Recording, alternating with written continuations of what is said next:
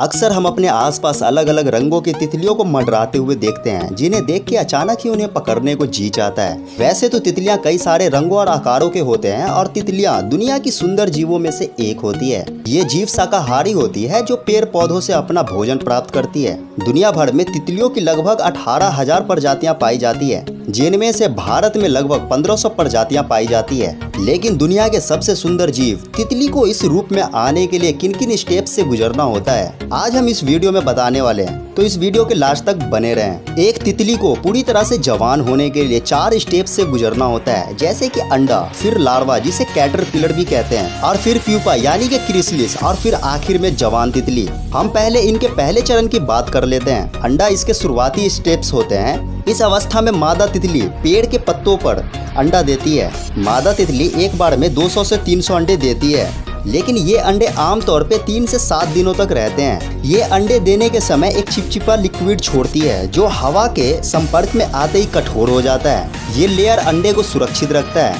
इस लेयर को कोरियन कहा जाता है। इस अवस्थे में अंडे कुछ समय तक रहते हैं। इसके बाद ये लार्वा में बदल जाते हैं। अब इनका दूसरा स्टेप्स आता है लार्वा अवस्था, जिसे कैटरपिलर लार्वा कहा जाता है। लार्वा के इस अवस्था में रहने का कुल समय 2 से 5 सप्ताह तक का होता है। इस अवस्था में लार्वा पेड़ की पत्तियों को अपना भोजन बनाती है। कैटरपिलर अपना सारा समय भोजन की तलाश करने में रहती है, जिसकी वजह से इनका वजन बहुत ज्यादा बढ़ने लगता है और इसके शरीर कई खंडों का बना होता है। ऐसा माना जाता है कि बटरफ्लाई के जीवन चक्र का यह सबसे खतरनाक अवस्था होता है, क्योंकि अधिकांश मौत इसी अवस्था में होता है। इस अवस्था में लार्वा को मौसम में बदलाव या किसी तरह की बीमारी या फिर शिकारी जीवों से खतरा ज्यादा होता है, इसलिए लार्वा की मृत्यु दर भी बढ़ जाती है। अब अगर हम इनके तीसरे स्टेप्स की बात करें, तो जब लार्वा पूरी तरह से विकसित हो जाता है और खाना बंद कर देता है, तो ये प्यूपा में बदलने लगता है। प्यूपा को क्राइसिस भी कहा जाता है। इस अवस्था में लार्वा एक तरह का हार्मोन छोड़ता है, जिसे प्रोथोरेसिकोट्रोफिक हार्मोन कहते हैं। ये हार्मोन लार्वा को प्यूपा में बदलने के लिए अहम भूमिका निभाता है। प्यूपा में बदलने के लिए लार्वा एक सेफ जगह को चुनती है और लार्वा उस जगह पर हार्मोन छोड़ती है, जिससे वो अपने चारों ओर लपेटना शुरू कर देती है